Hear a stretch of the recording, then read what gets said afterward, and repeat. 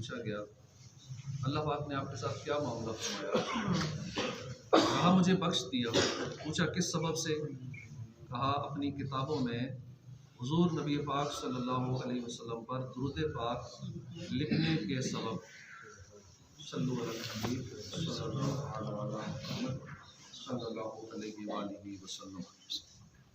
अल्लाह पाक के आखिरी नबी रसूल हाशमी सल्लल्लाहु अलैहि वसल्लम ने फरमाया क्या मैं तुम्हें ऐसे लोगों के बारे में ख़बर न दूँ जो ना नबी हैं ना शहीद, लेकिन क़यामत के दिन अम्बिया और शुहदा उनके मकाम को देखकर रश करेंगे। वो लोग नूर के मिंबरों पर बुलंद होंगे। ये वो लोग हैं जो अल्लाह के बंदों को अल्लाह का महबूब बंदा बना देते हैं और वो ज़मीन पर लोगों को नसीहतें करते चलते हैं। अर्ज़ की गई वो किस तरह लोगों को अल्लाह का महबूब बना देते हैं?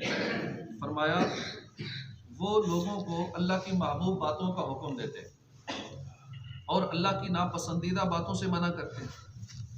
बस जब लोग उनकी इताअत करेंगे तो अल्लाह पाक उन्हें अपना महबूब बना लेगा। अल्लाह पाक के हबीब दिलों के तबीब सल्लल्लाहु अलैहि वसल्लम का फरमान है जो हिदायत की तरफ बुलाए उसको तमाम आमिलीन की तरह सवाब मिलेगा, यानी अमल करने वालों की तरह सवाब मिलेगा और इससे उन अमल करने वालों के अपने सवाब से कुछ कम ना होगा। और जो गुमराही की तरफ बुलाए तो उस पर तमाम पैरवी करने वाले गुमराहों के बराबर गुनाह होगा और ये उनके गुनाहों से कुछ कम ना करेगा। इमाम गज़ाली फरमाते हैं कि एक बार मूसा अलैहिस्सलाम अल्लाह की बारगाह में अर्ज़ गुज़ार हुए, ऐ मेरे अल्लाह, जो अपने भाई को नेकी का हुक्म करे बुराई से रोके उसकी जज़ा क्या है? अल्लाह पाक ने फरमाया कि मैं उसके हर कलमे के बदले उसको 1 साल की इबादत का सवाब अता फरमाता हूँ और उसको जहन्नम की सज़ा देने में मुझे हया आती। एक और रिवायत में है कि अल्लाह पाक ने हज़रत मूसा कलीमुल्लाह अलैहिस्सलाम की तरफ वही फरमाई कि जिसने भलाई का हुक्म दिया बुराई से मना किया लोगों को मेरी इताअत की तरफ बुलाया क़यामत के दिन मेरे अर्श के साए में होगा। हज़रत काबुल अहबार रज़ियल्लाहु अन्हु का इरशाद है जन्नतुल फिरदौस ख़ास उस शख्स के लिए है जो नेकी का हुक्म दे बुराई से मना करे। जन्नतुल फिरदौस ख़ास उसके लिए है जो नेकी की दावत दे बुराई से मना करे। इमाम शाफ़ी शरह सुदूर में नकल फरमाते हैं कि अल्लाह पाक ने सैयदना मूसा कलीमुल्लाह अलैहिस्सलाम की तरफ वही फरमाई भलाई की बातें खुद भी सीखो दूसरों को भी सिखाओ। मैं भलाई सीखने और सिखाने वालों की कब्रों को रोशन फरमाऊँगा ताकि इनको किसी किस्म की वहशत ना हो। तो ये जो बातें अभी हम सुन रहे हैं ये भलाई की बातें हैं, कुरान और हदीस की बातें हैं, अल्लाह और उसके महबूब की बातें हैं, यही नेकी की दावत वाली बातें हैं जो मैं करता हूँ आप सुनते हैं। इसी तरह आप आगे करें, किसी को सुनाएं, तो सुने, कोई सुने ना सुने बस सुनाते जाएं। इक्का अकेला मिलता है, इक्का दुक्का मिलता है, उसको सुना दें।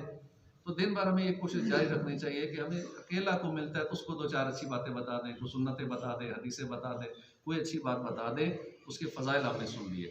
एक तो जहन्नम के अज़ाब से बचत हो जाएगी, हर कलमे पर 1 साल की इबादत का सवाब मिलेगा और अल्लाह पाक ने फरमाया कि मैं उनकी कब्रों को रोशन फरमाऊँगा। कब्र रोशन हो गई, कब्र की वहशत ख़त्म हो गई, कब्र की घबराहट ख़त्म हो गई, तो कितना बड़ा ये फ़ायदा है। और काम क्या करना है? यही जो हम कर रहे हैं, आप सुन रहे हैं, मैं कर रहा हूँ। तो ये काम इसीलिए हमें जारी रखना है। कोई सुनने वाला हो ना हो, कोई अमल करे ना करे, अमल कर ले फिर तो सवाब और बढ़ जाएगा। एक अमल करेगा आगे औरों तक फैलाएगा, ये तो एक सिस्टम चल पड़ेगा आगे नेकियों वाली पैसिव इनकम का, एक ऑटो पे सिस्टम आ जाएगा। तो लेकिन अमल ना भी करे तो हमें वो बात करने का सवाब मिलता रहेगा। बार बार वही बातें करेंगे, बार बार सवाब मिलेगा। किसी की जो कहेंगे आप नमाज़ पढ़ लीजिए, आप नमाज़ पढ़ा करें, तो आप नमाज पढ़ा करें, 4 जुमले बोले, चंद सेकंड लगे, 4 साल की इबादत का सवाब कितने आसानी से। वैसे इबादत करें तो एक रात मुश्किल हो जाता है इबादत करनी। पूरी रात अगर किसी से कहा जाए नफल पढ़ो, साल में जो 2-4 रातें आती हैं बड़ी, उसमें इबादत करनी मुश्किल हो जाती है, वो भी खासकर अकेले अगर करनी पड़े तो। इज्तिमाई तो चलो महफिल जारी हो तो बंदा 2-4-6 घंटे जाग ही लेता है, लेकिन जब अकेले नवाफिल ज़िक्र अज़कार इस तरह की इबादत करनी पड़ जाए तो बड़ी मुश्किल हो जाती है, थकावट होती है, नींद होती है, दिल नहीं लगता। और यहाँ कितनी आसानी से बस थोड़ी ज़ुबान हिलानी है और कई सालों की इबादत का सवाब नामा अमाल में आ जाना है। तो ये कोशिश हमें करनी चाहिए। बड़ा मुफ्त का सवाब है और बड़ा सस्ता सौदा है नेकी की दावत देना और सवाब कमाना, बुराई से मना करना और नेकियां कमाना। और अंदाज़ अच्छा होना चाहिए। हम इस अंदाज़ में अगले को दावत ना दें कि अगला समझे या मुझे फ़लाँ इस पॉइंट पे मुझे पॉइंट मार रहा है या मेरे साथ तंज कर रहा है, या अगला माइंड ना करे, इस अंदाज में बात समझाई जाए अगले को। या किसी बुराई से अगर मना करना है तो वो भी अगर सख्ती से या वो अंदाज रखेंगे तो शायद अगला गले पड़ जाए, लड़ाई झगड़ा शुरू हो जाए। तो अंदाज ऐसा हो कि फितने की सूरत भी ना बने, लड़ाई झगड़ा भी ना हो और सवाब भी मिल जाए। अगला माने ना माने, अमल करे ना करे, हमें बोलने का सवाब मिल जाएगा। अल्लाह पाक तौफीक अता फरमाए।